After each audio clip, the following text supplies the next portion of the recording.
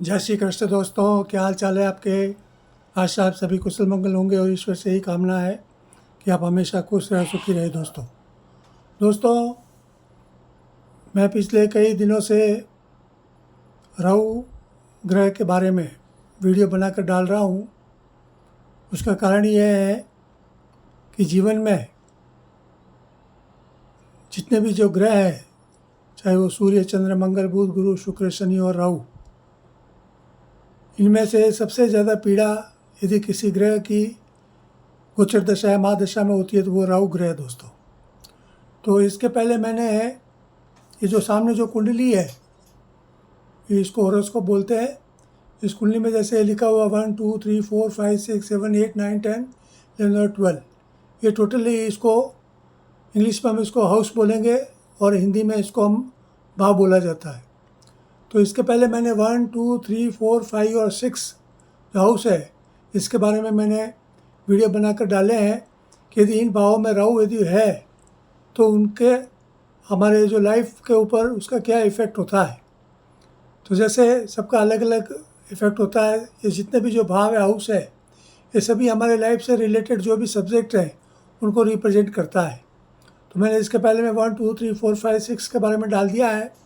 आज मैं ये जो 7th हाउस है, 7th हाउस के बारे में मैं आज आपको बताने वाला हूँ। तो यदि आपकी कुंडली में 7th हाउस में राहु है तो उसके लिए आपको क्या क्या सावधानियां बरतनी चाहिए वो आपको ध्यान रखना है।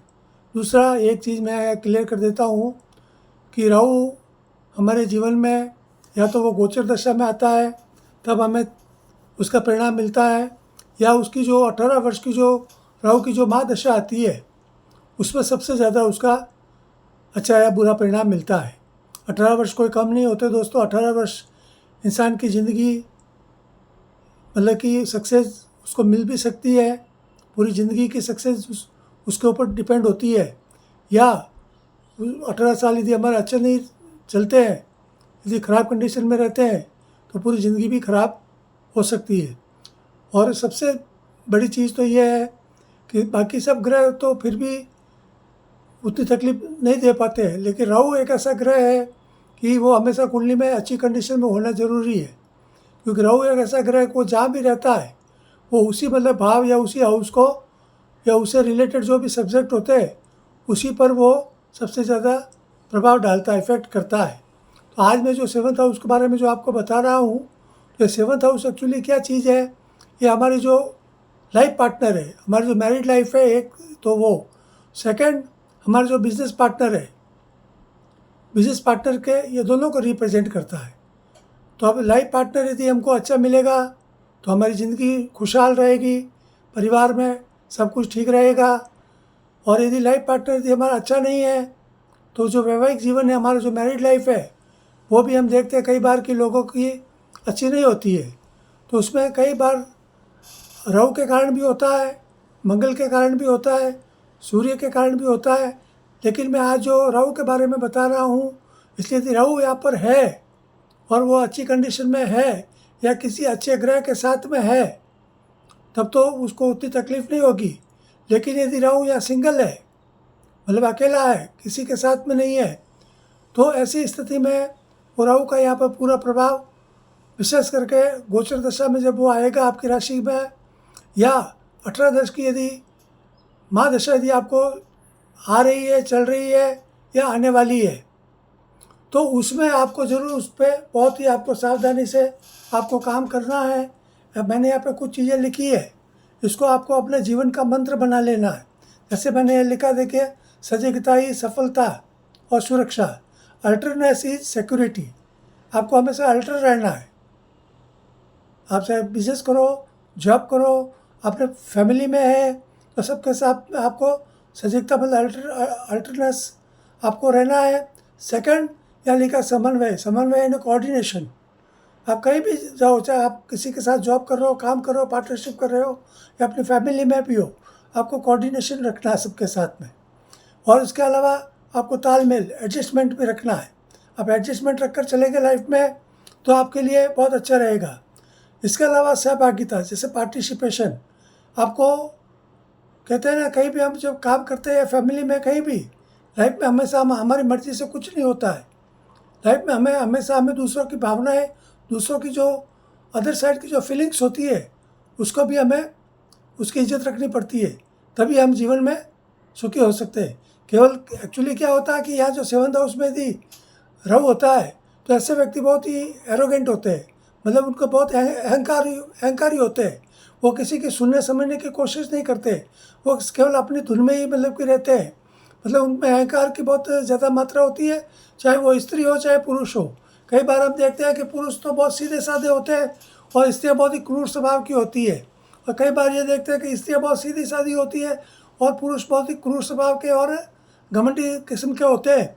तो उसका कारण ये होता है कि यहाँ पर यदि राहु की दृष्टि है या राहु यहाँ पर है, तो ऐसी स्थिति में वो उनका जो स्वभाव है वो उसी प्रकार का हो जाता है, क्योंकि राहु को सबसे मतलब कि दुष्ट या पाप ग्रह माना जाता है कुंडली में।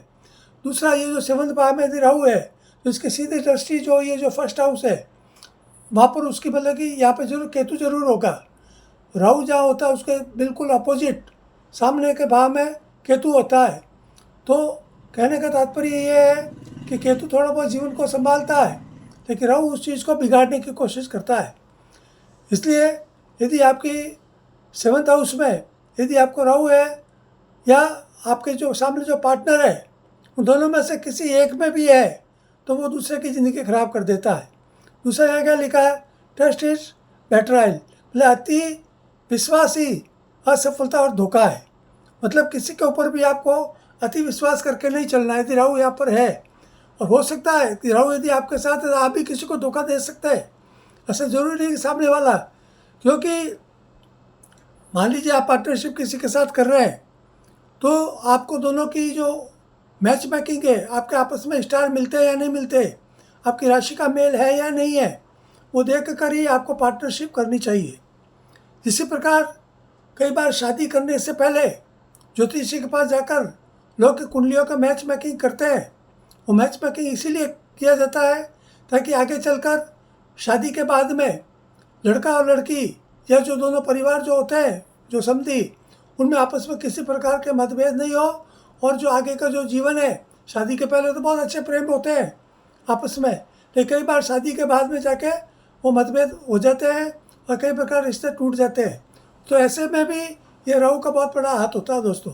इसलिए मेरा कहने का तात्पर्य ये है कि यदि आप लाइफ पार्टनर चुन रहे हैं या बिजनेस पार्टनर चुन रहे हैं, तो सबसे पहले तो आपको यदि यहाँ पर राहु यदि 7th हाउस में है तो आपको आपस में एक दूसरे की पहले जो होरोस्कोप होती है उसकी मैच मेकिंग कर लेवे, उसके बाद में ही आपको आगे बढ़ना चाहिए। वरना यदि एक पक्ष में सही है लेकिन दूसरे पक्ष की कुंडली में यदि राहु की महादशा चल रही है या 7th हाउस में या 7th हाउस में राहु है, तो ज़रूर आपकी ज़िंदगी में कुछ न कुछ तो आपको तकलीफ़ें आपको ज़रूर रहेगी। अब रहा दोस्तों क्या करना चाहिए। तो 7th भाव जो है वो जीवन साथी का भाव माना जाता है, मतलब लाइफ पार्टनर का भाव माना जाता है। इसलिए यदि एक भाव में भी किसी का राहु है तो उसका ये कर्तव्य है कि वो सामने जब भी शादी करने जावे तो कम से कम सामने वाले की कुंडली के साथ उसका मैच मेकिंग करने के बाद ही करे, वरना क्या होगा कि दोनों की ज़िंदगी सही नहीं रहेगी। और विशेष करके जिसके कुंडली में राहु है वो इंसान हमेशा मतलब उसकी वो धोखेबाजी किस्म की उसका नेचर रहेगा, ये पक्की बात है। इसलिए चाहे लड़का हो चाहे लड़की हो, वो हमेशा आपस में अपनी मैच मेकिंग करके यदि आगे बढ़ेंगे तो उसके लिए ठीक रहेगा। सेकंड, यदि आप पार्टनरशिप करने जा रहे हैं, किसी के साथ बिजनेस करने जा रहे हैं, तो एक्चुअली क्या है कि बिजनेस में पैसा लगता है। तो जैसे हम किसी के साथ में भी कोई भी बिजनेस करने जा रहे हैं तो सबसे पहले तो हम लोग क्या सोचते हैं, हम यह बिजनेस करेंगे अच्छा हो जाएगा, वो ठीक हो जाएगा, हमारे मतलब जीवन में सभी प्रकार की सुख सुविधाएं और खुशियाँ हम जुटा लेंगे। लेकिन वो हमारे हाथ में नहीं होता है, क्योंकि कई बार हम अच्छा सोचकर आगे चलते हैं लेकिन ज़रूरी नहीं कि हमारे साथ अच्छा ही हो, कई बार उसके उल्टे परिणाम भी होते हैं। उसका कारण भी ऐसा ही होता है दोस्तों। जैसे मान लो 2 पार्टनर है, एक की कुंडली अच्छी है और दूसरे की कुंडली में राहु की यदि उसको महादशा चल रही है या राहु उसके 7th भाव में है, तो ऐसे व्यक्ति के कारण वो बिजनेस आगे चलकर मतलब कि सही नहीं रहेगा। आगे चल के उन दोनों में आपस में मतभेद या उनकी जो डिफरेंसेस होते हैं वो आगे मतलब आने वाले हैं। तो ऐसी स्थिति में क्या होता है कि धीरे धीरे वो पार्टनरशिप उनकी वापस टूटनी शुरू हो जाती है। उसी प्रकार से यदि पति पत्नी का जो रिलेशन है, संबंध है, यदि उसमें भी यदि पहले ध्यान रखकर नहीं करते हैं तो आगे चलकर मतलब कि जो तलाक की नौबत है या संबंध विच्छेद होना है या ये सब जीवन में देखा जाता है। तो मेरा कहने का तात्पर्य ये दोस्तों कि ज़िंदगी हमें बार बार नहीं मिलती है, ज़िंदगी हमको एक बार ही मिलती है। इसलिए हमारा कोई भी हमारा जो भी डिसीजन होता है वो डिसीजन हमारे लाइफ में हमारे फेवर में होने चाहिए।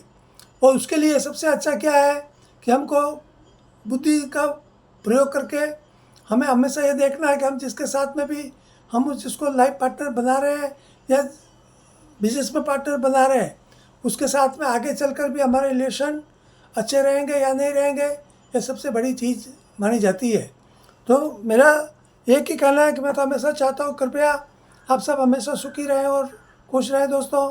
मेरा तो एक प्रकार से ये अनुभव है पिछले 40 वर्षों से, जिसका आधार पर मैं ये कुल्लियाँ बनाकर डालता हूँ। और मैंने कई ऐसे लोगों को देखा है जिनकी ज़िंदगी में राहु की जब महादशाएँ आई है तो उनको कई प्रकार की तकलीफ़ें हैं, अड़चने हैं, आती है। ऐसा नहीं है कि राहु मतलब हमेशा राहु की महादशा में तकलीफ़ें आती ज़रूर है, लेकिन कई बार वो अच्छी कंडीशन में जैसे 6th हाउस है या 10th हाउस है, 11th हाउस है और 3rd हाउस है, यदि इसमें यदि है तो वो उतनी तकलीफ नहीं देता है, लेकिन बाकी सब भावों में उसकी थोड़ी तकलीफ देखी जाती है। तो मेरा कहने का मतलब ये दोस्तों, ऐसी स्थिति यदि आपके राहु की है तो आपको बहुत ही स्ट्रगल की लाइफ आपको जीनी पड़ सकती है। आपके मन में रिग्रेट्स भी हो सकता है, आपके आत्मविश्वास में भी आपकी कमी हो सकती है, विल पावर आपका थोड़ा कमज़ोर हो सकता है। तो आपको बहुत ही सोच समझ कर आपको चलना है। अब मेरा सुझाव ये है कि यदि मान लो ऐसी कंडीशन हो तो क्या करना है। सबसे पहले तो आपको अपना विल पावर मजबूत रखना है, आपको बहुत ही बुद्धि का उपयोग करना है, किसी प्रकार की आपको लाइफ में रिस्क नहीं लेनी है। विशेष करके बिजनेस पार्टनर के यदि किसी के साथ करने जाते हैं तो ऐसा नहीं हो कि पैसा तो सब आपका लग रहा है और अगला आपके पैसे के ऊपर आप वो मौज कर रहा है। तो आपको कहीं भी इन्वेस्टमेंट करना है तो आपको बहुत ही सोच समझ कर करना है। आपको लोन भी लेना है तो बहुत ही सोच समझ कर, आपकी ज़रूरत है तो आप लीजिए, लेकिन जितनी ज़रूरत है उतना ही लीजिए। कई बार क्या होता है, पैसा मिलने पर इंसान मतलब कि आँख मूंद कर बेमतलब का अपने सर के ऊपर मतलब कि कर्ज का बोझ ले लेता है, लेकिन जब आगे चलकर यदि उसकी जो पैसा उसने कर्ज लिया वो उसके काम नहीं आता है और कई बार उसको लॉस हो जाता है, नुकसान हो जाता है, तो ऐसी स्थिति में फिर वो उसकी ज़िंदगी खराब हो जाती है। उसी प्रकार से यदि हम हमारी जो मैरिड लाइफ है हम बहुत अच्छा सोच कर करते हैं, लेकिन आगे चलकर वो मैरिड लाइफ भी कई बार ख़राब हो जाती है। तो ये सब ये राहु के कारण ही होता है। यदि आप लव मैरिज करना चाह रहे हैं या किसी के साथ आप प्यार की पिंगे बढ़ा रहे हैं तो ज़रूरी नहीं कि वो आगे जाके सक्सेस ही होवे। कई बार क्या होता है कि आजकल के युग में ये जो लव है, प्यार है, ये सब है ढकोसलाबाजी है। ये ओनली फॉर सेक्सुअल रिलेशंस के लिए ही ये प्रेम का मतलब कि ये ढोंग और ये सब नाटक होते हैं। और विशेष करके यहाँ पर जो सप्तम भाव है, जो 7th हाउस है, यहाँ पे यदि राहु है, मंगल है या राहु के साथ में मतलब कि सूर्य है या राहु के साथ में मान लो चंद्रमा है, तो ऐसी स्थिति में एक इंसान, चाहे वो लड़का हो चाहे लड़की हो, दोनों में से एक मतलब कि क्या करेगा, वो दूसरे का फ़ायदा उठाएगा, मतलब उसका शोषण करेगा, वो उसका उपयोग करके वो निकल जाएगा। चाहे वो लड़की हो चाहे लड़का हो, दोनों के बारे में ही मेरा कहना है। तो बहुत सोच समझ कर आपको आगे करना। अब रहा बिजनेस के बारे में मैं बता देता हूँ। यदि आपके सप्तम भाव में राहु है और राहु के साथ में यदि कोई भी मतलब कि ये फ्रेंडशिप राशि है यहाँ पर, और या फिर वो किसी फ्रेंड मतलब कि जैसे शनि है, शुक्र है, बुध है, ऐसे ग्रह के साथ में है, तो ऐसे व्यक्तियों को हमेशा जो कंप्यूटर साइंस है या जो भी ये जो माइंस वगैरह का जो बिज़नेस है, जो मतलब कि जीवन से ज़मीन से रिलेटेड जो भी बिज़नेस है, खान है, माइंस है, टेक्निकल IT उद्योग वगैरह है, सॉफ्टवेयर है, हार्डवेयर है, कंप्यूटर साइंस में है, ऐसी चीज़ों में आपको बिज़नेस में आगे ताकि सफलता मिल सकती है। हो सकता है कि आप किसी ऐसे मतलब कि बिजनेस में भी आपका झुकाव हो जिसको मतलब कि करने के लिए मतलब कि कानूनन मतलब कि वो करना नहीं चाहिए, जैसे कि स्मगलिंग है वगैरह है, ऐसी चीज़ों में भी आपका झुकाव हो सकता है। लेकिन ये सब आपको आगे चलकर ज़्यादा बेनिफिट आपको राहु के कारण नहीं दे सकता है, इसलिए ऐसी चीज़ों से बचें। इसके अलावा यदि आप किसी अच्छे काम करते हैं, जैसे मैंने आपको बताया जो माइंस वगैरह, माइंस का बिजनेस है, या तकनीकी उद्योग है, कंप्यूटर साइंस है, आईटी है, सॉफ्टवेयर है, हार्डवेयर है, या यदि आप मेडिकल साइंस में, मेडिकल लाइफ में है, तो आप यदि आगे चल कर आप अच्छे सर्जन बन सकते हैं, आप डॉक्टर बन सकते हैं। इसके अलावा आप जो मिलिट्री है, जो बीएसएफ है वगैरह, ऐसी जो है बॉर्डर सिक्योरिटी फोर्स वगैरह, या मिलिट्री की जो भी है, उसमें भी यदि आप चाहते हैं तो आपको जॉब करना चाहते हैं तो आप उसमें जा सकते हैं। उसमें भी क्योंकि राहु एक्चुअली क्या होता है दोस्तों कि विल पावर बहुत मजबूत करता है इंसान का। फिर वो उस विल पावर का अब उपयोग कैसे करता है, कई बार हम देखते हैं कि इंसान में बहुत विल पावर होता है लेकिन उसका वो उपयोग अपने अच्छे के लिए नहीं करता है, वो समाज में फिर वो मतलब अपने जो अहंकार है, अपना एकाधिकार, अपनी मोनोपोली चलाने के लिए वो काम करता है, वो भी राहु के कारण ही होता है। लेकिन यदि वो एडजस्टमेंट करके, कोऑर्डिनेशन करके, ये समाज के साथ सोसाइटी में पार्टिसिपेशन यदि सही तरीके से करके चलता है तो उसका लाभ भी उसको अच्छा मिलता है। तो ये सब चीज़ें आपको देखने की है कि आपको लाइफ पार्टनर के साथ आपका एडजस्टमेंट कैसा है, या बिजनेस पार्टनर के साथ आपका कैसा चल रहा है, ये सब चीज़ें इस 7th हाउस से मालूम पड़ती है। तो आपको इसका थोड़ा ध्यान रखना है राहु यहाँ पर है तो, वरना यदि राहु के साथ में सूर्य है, चंद्र है या मंगल है तो भी थोड़ी बहुत यहाँ पे अड़चनें आपके लाइफ में आ सकती, क्योंकि यहाँ पर राहु और उन ग्रहों की जो आपस में है वो तालमेल उनका अच्छा नहीं रहता, एडजस्टमेंट उनकी नहीं हो पाती है। तो ये सब चीज़ें हैं, तो उसमें घबराने की कोई ज़रूरत नहीं है। आपको अपना विल पावर मजबूत रखना है। और यदि ऐसी कंडीशन में विशेष करके तो राहु क्या करता है कि जब उसके 18 वर्ष की महादशा आती है तभी उसका फल मिलता है, कोई ज़िंदगी भर उसका ये नहीं रहता है प्रभाव। जैसे मान लीजिए किसी को बचपन में 18 वर्ष की महादशा आ गई, किसी को यंग लाइफ में महादशा आ गई, किसी को 30-40 साल के बाद में महादशा शुरू होगी, तो ऐसे अलग अलग पीरियड होते हैं लाइफ के, उस समय आती है। कोई ज़रूरी नहीं कि भाई सबको एक साथ में रहती है, सबके अलग अलग टाइम में आती है। अब देखना ये है कि आपको किस समय आ रही है, आपको आपके ईयर के, आपकी एज जो होती है उस एज पीरियड में कब आपको राहु की महादशा आनी है, उस हिसाब से आपको तैयारी करनी है। उसके पहले आपको क्या करना है, सबसे पहले आपकी जो सेविंग्स है उसको आपको हमेशा बचा कर रखना है। पैसा आपको किसी को फालतू इन्वेस्ट नहीं करना है, और सबसे बड़ा फालतू खर्च नहीं करना है, क्योंकि आज तो आप राहु की महादशा नहीं, उसके पहले इंसान क्या भ्रम में जीता है। जैसे आज हमारी हालत अच्छी है लेकिन ज़रूरी नहीं कि भाई आगे भी वो हालत अच्छी होने वाले, कहीं भी इंसान के साथ में कोई भी घटना दुर्घटना लाइफ में घट सकती है। इसलिए और विशेष करके राहु की महादशाओं में ये सब अनपेक्षित मतलब एक्सीडेंटली ये सब ऐसे केस होते हैं कि वो इंसान सोच नहीं पाता, करे यार मेरे साथ ये क्या हो गया। तो आपको एक तो सेविंग्स आपकी बहुत अच्छी तरह बचानी है, बेमतलब का आपको खर्चा नहीं करना है, आपको बूंद बूंद घड़ा बढ़ता रहना है। और आपके पास चाहे कितना भी पैसा हो, आपको ऐसी कंडीशन में आपको वो भी फिर कम लगेगा। इसलिए आपको आपकी जो भी फाइनेंशियल कंडीशन है उसको आपको एकदम रिकवर करके रखना है। सेकंड, आपको किसी को भी लोन देना नहीं है। यदि आपके पैसा है, आप किसी को अच्छा मानकर यदि आप किसी को पैसा उधार दे देते हैं तो आगे चलकर आपको वापस वो पैसा मिलने में दिक्कत आ सकती है। और ऐसी कंडीशन में फिर अगला तो आपके पैसे पर मौज उड़ाएगा, या उसकी मजबूरी में कहीं वो पैसा फंस गया, वो उसका उपयोग नहीं कर पाएगा, वो उस पैसे को आपसे लेकर भी वो सक्सेस नहीं हो पाया, तो आप क्या कर पाएंगे, आप तो तकलीफ में आ गए ना। तो इस स्थिति से भी आपको बचने के लिए आपको अपना पैसा आपको बचा कर रखना है, न कर्ज आपको लेना है न कर्ज आपको देना है। तो ये सब चीज़ें आपको ध्यान रखेंगे तो आपकी ज़िंदगी में किसी प्रकार की तकलीफ़ें नहीं आएगी। तो आज मैं सिर्फ केवल इतना ही करना चाहता हूँ। ये जो 7th हाउस है इसके बारे में मैंने आज आपको बताया है, तो आप थोड़ा ध्यान रखेंगे और अपना विल पावर मजबूत रखें, अपने काम से काम रखें, अपने जीवन में कर्मठता रखें, हार्ड वर्किंग करें और बेमतलब का किसी से उलझने की कोशिश न करें।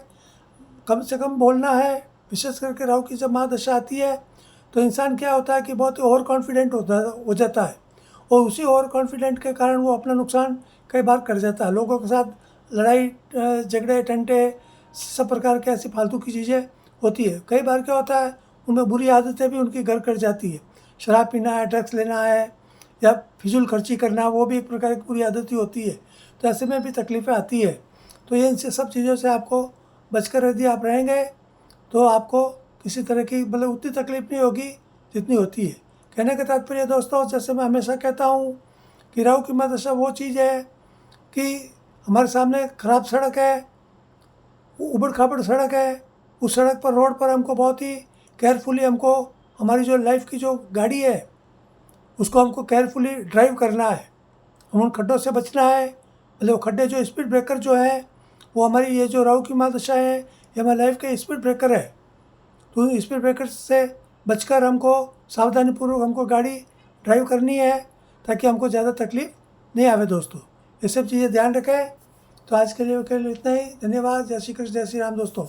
अंत में मेरा निवेदन है कृपया मेरे इस यूट्यूब चैनल को सब्सक्राइब करें, लाइक करें, शेयर करें। यदि आपकी एस्ट्रोलॉजी के बारे में कोई भी समस्या है तो कृपया मेरे जो व्हाट्सएप चैनल नंबर है उस पर आकर मुझसे कांटेक्ट करें। मुझे जब भी समय मिलेगा मैं आपकी जो भी समस्या का समाधान प्रस्तुत करने की कोशिश ज़रूर करूँगा दोस्तों। धन्यवाद। जय श्री कृष्ण, जय श्री राम दोस्तों।